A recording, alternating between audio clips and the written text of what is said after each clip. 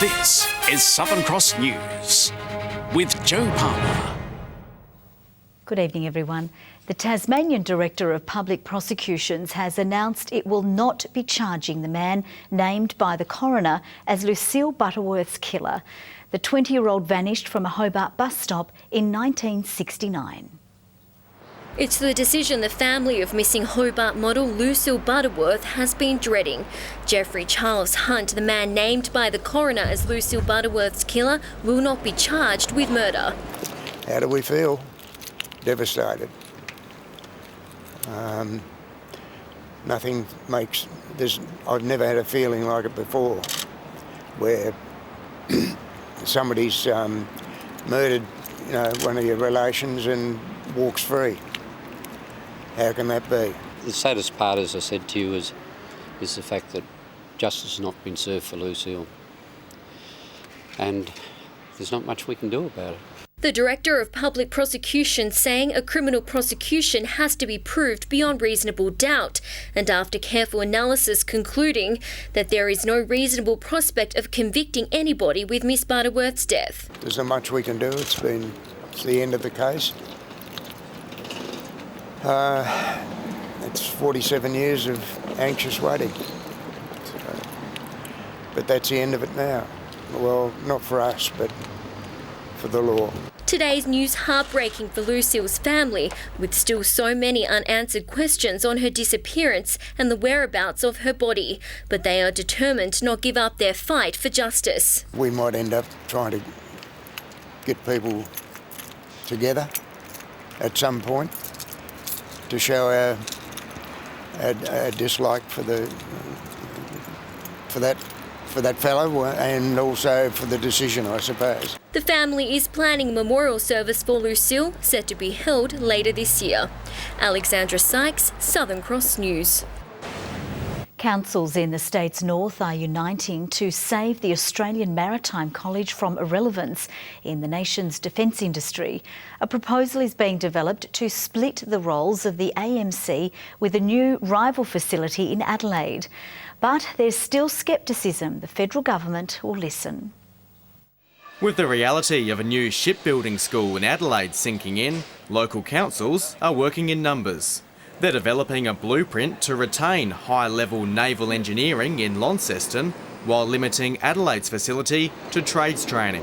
What we need to do is work on the level of scepticism in the community here by providing certainty about the opportunity and the future of AMC. Part of the idea is to push ahead with the Defence Innovation and Design Precinct, a major engineering zone around the current site at Newnham. And the next step is to actually complete the feasibility study. Even the name of Adelaide's new facility is ruffling feathers. It's called the Maritime Technical College, which sounds awfully similar to the Australian Maritime College. I think it's disappointing, and I would have thought that they could have thought about that before they did it. Despite Christopher Pine's assurances, the Naval Shipbuilding College will not be competing with the AMC. It'll be complementary to it.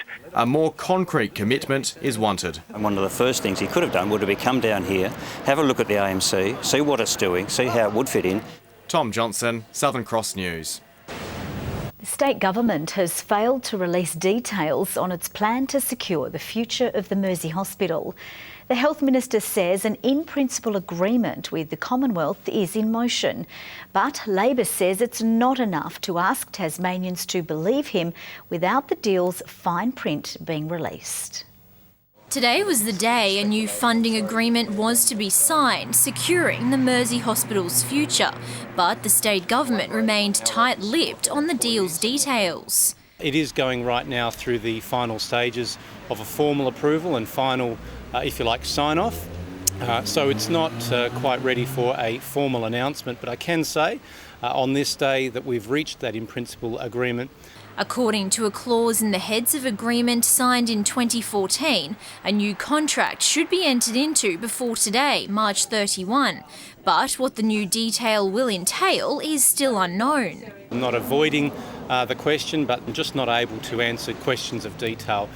Minister Ferguson was quick to reassure Tasmanians and hospital staff that all was under control. All residents of the North West Coast will be reassured to know that their government has done exactly as we said we would. We'd fight hard, we'd work hard to get a satisfactory outcome and secure the Mersey. Labor has its doubts, accusing the government of being secretive. The Health Minister today is asking us to trust him, and the fact is people don't trust Michael Ferguson. If he's signed a piece of paper, if he has a deal done, show us.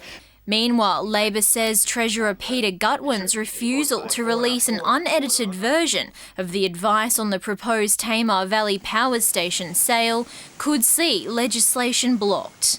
This is an extraordinary period that we're about to embark on, where we may well see a House of the Parliament hold the Treasurer of the Day in contempt for refusing to provide a piece of information that has been asked for. Parliament resumes next week. Jessica Moran, Southern Cross News.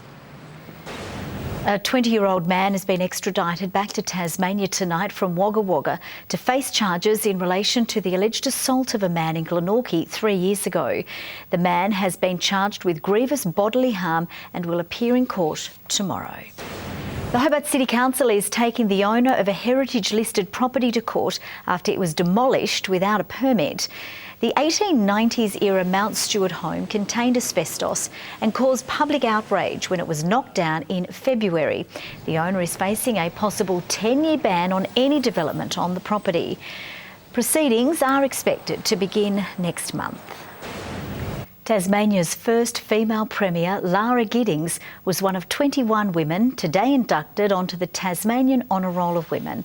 The diverse group, including the Female Convicts Research Centre, were honoured at a ceremony in Launceston. I'm hoping we'll get to the day when gender is no longer a question in leadership roles, but it will take time.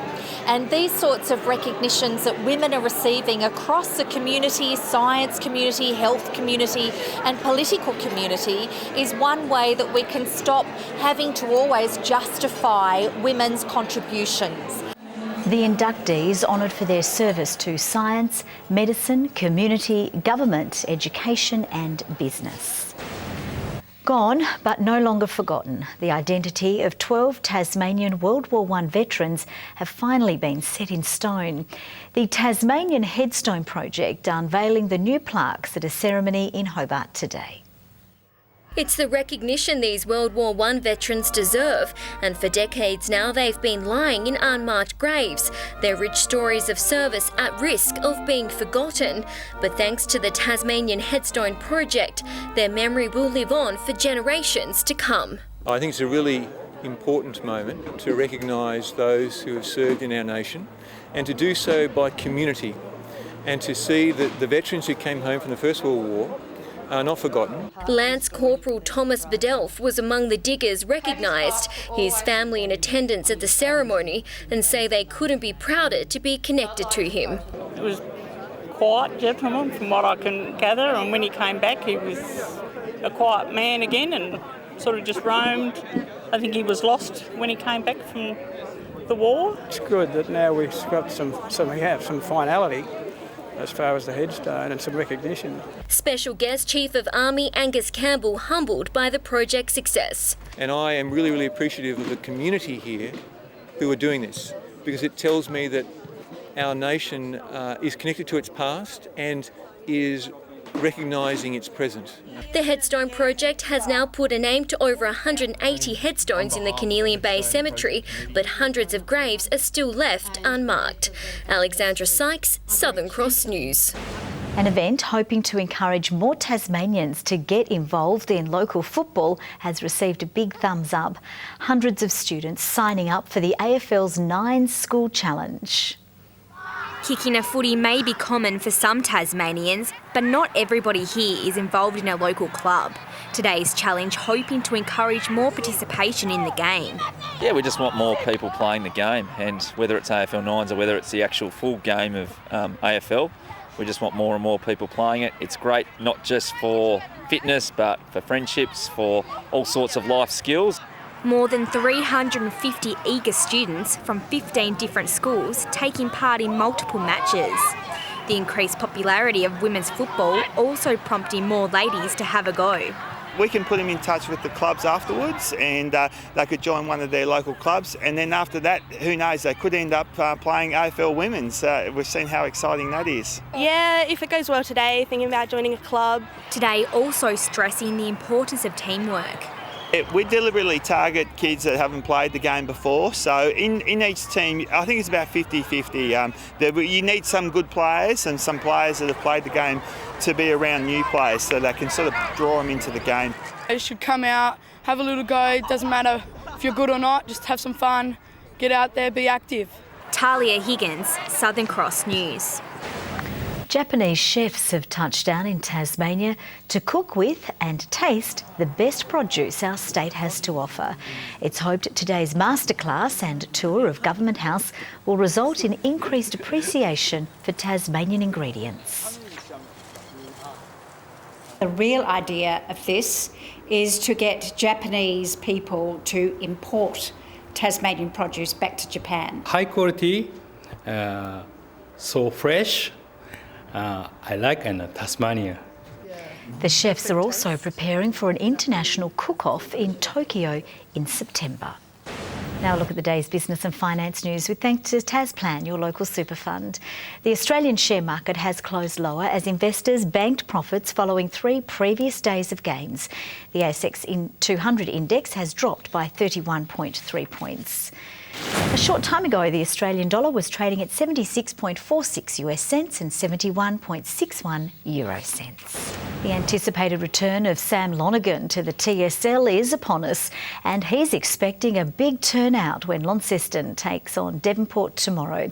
Over at the Northern Bombers, new coach Tom Couch wants to run Lauderdale off their feet, while the Tigers are putting a rocky start to the season behind them. He's run out the cobwebs, now it's premiership points on the line for Sam Lonergan. But the personal road to redemption is deeply intertwined with that of his club. Launceston is tipped to make finals for the first time in 3 seasons. I'm sure there'll be a fair few turn up on Saturday down Devonport just to, I guess, support me with playing footy and getting back into things. He's singled out by Mitch Thorpe as one to tag, but Devonport's playing coach has a bigger strategy. 9 names on debut tomorrow, part of a multi-year plan to blood a super side. Yeah, Brody Conley has had a very good pre-season, a dangerous forward, so looking forward to him actually debuting for the club. For me, I'm really looking forward to Hamish Leadham. So he's our ruckman, he's had a really good pre-season and he's a big presence on the oval. Tom Couch also on debut, playing coach for North Launceston, son of the late great Brownlow medalist Paul Couch. He inherits a dominant side, but backing the individuals is his point of difference. On a personal level, sort of, what makes them tick, and then on game day, you just let them play. Take the reins off, back yourself. Lauderdale has singled out the Northern Bombers as a team to beat. Fitness, the big strength of this side. There was a bit of a different feel around the place, which is exciting. Over at the Tigers, it's been an off-season making headlines for all the wrong reasons. But coach of 2 weeks, Aaron Vince, says he's in with a sniff against Burnie. Look, we will try and beat them with pace. We've got a young core group. Once considered an intimidating outfit, the Dockers are a shadow of their former selves. Old names cleared out, young faces in. But coaches say it isn't a rebuild. I'd say more of a refresh. Our top 9 to 10 are still our top 9 to 10 from last year, so we haven't lost any of the top end. Tom Johnson, Southern Cross News. South Hobart has secured defensive midfielder Caleb Ludlow to join the side for the rest of the 2017 NPL season. Ludlow has been playing in the NPL Victoria for Box Hill and rejoined South Hobart after his departure in 2014. When I was here, I was 18, 19, and I was still, developing my game and, going back to Melbourne and playing there as well. It's a whole different ball game really there. At the end of the day, I want to play as high up as I can, and this is a really perfect opportunity for me to get to my goals really. Ludlow will make his debut when the side go head-to-head with Clarence this weekend at Wentworth Park. In the Seaball, the Hobart Chargers has a new name on its books and she's on a mission to lift the bar for her side. Meanwhile, an 11th hour deal has seen Taylor Roberts return to the Launceston Tornadoes following the departure of Michaela Roof. It's a deal which nearly slipped through the cracks. The Tawns admit Taylor Roberts wasn't on their radar. But with player caps opening up following Michaela Roof's exit, the Launceston local approached the club. I think it's a bit of a mixed emotions right now. I mean, obviously I think I'm really excited and just so happy to be here. And then there's also a little bit, you feel a little bit guilty and bad about the other situation. The other situation is breaking contract with the Melbourne Tigers, the side which took her on after the Tawns had no space left. But the return is sweet. She averaged 16 points per game for the Tawns last season. I'll take it in my stride and hopefully everything will work out the way it should. Launceston's game against Frankston begins at Elfin Stadium in just a few minutes. Not to be outdone, the Hobart Chargers has signed Alex Chapatoni, a former WNBL Rookie of the Year. The guard forward comes from the Adelaide Lightning. I come with a bit of experience. I know I'm still young, but I have had the opportunity to play, WNBL with some of the best players going around Australia. And I think anyone coming to the game this Saturday night will see an even more improved and just sparkling and sensational team on the court. They play Frankston at the Derwent Entertainment Centre tomorrow night. Tom Johnson, Southern Cross News.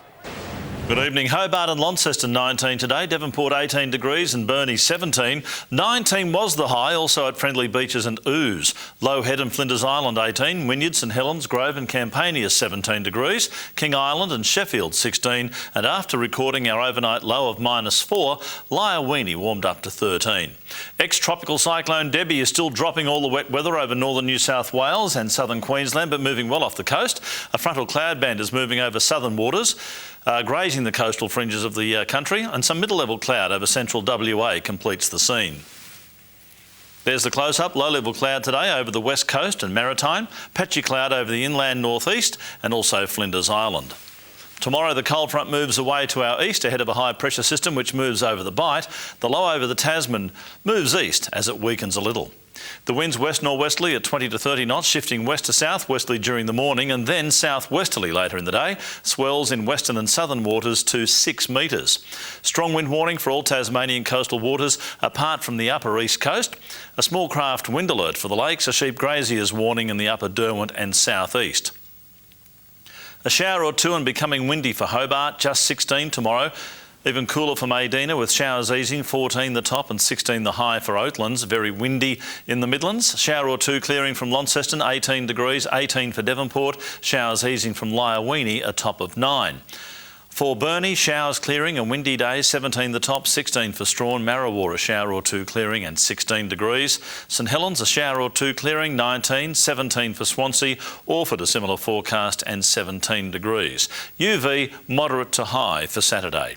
On Sunday, fine apart from the chance of showers in the far southwest and south. A cold start to Monday with an inland frost, a fine day with the exception of a shower over the east coast, the far south and Bass Strait, and a shower over the far north on Tuesday, but mostly fine.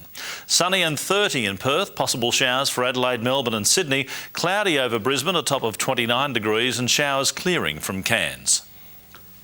It's partly cloudy in Hobart, 15 at the moment, clear in Launceston, 14 and 15 and partly cloudy in Devonport. There is a saying, Joe, happy wife, happy life. And now that Richmond have won 2 games in a row, my Tiger supporting wife is happy for now. First time in your marriage she's been happy, I reckon. Thank you very much. That's all from the news team for now. Thanks so much for your company. We'll see you throughout the evening. Bye-bye.